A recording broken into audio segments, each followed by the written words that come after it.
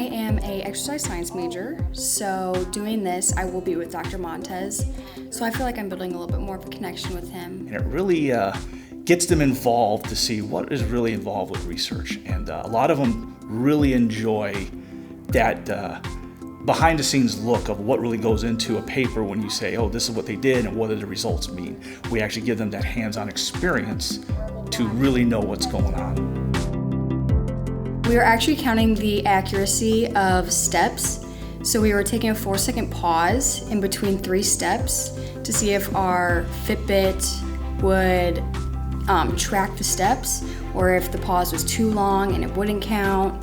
So the idea behind the counting the steps was, initially when we do research with these devices, we just measure people walking X amount of steps or X amount of distance, but that's not real life. So what we're doing is we're adding a certain amount of pauses in between our steps because that's more mimicking of real life. If you're just out and about wearing it, it shouldn't be that big of a deal, but those coaches that are out there tracking athletes, tracking their dieting, tracking their heart rate, that's not accurate. It can cause some more issues.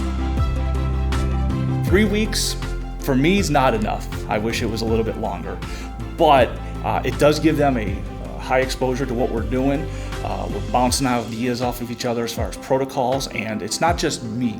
This 3 weeks is about them. They're giving a lot of input into what they think should happen, and then we go in the hallways and outside and we kind of test it out. Definitely do it. It's a great opportunity. You learn campus, you make friends, you get to meet your professors more one-on-one. It's just an overall great experience.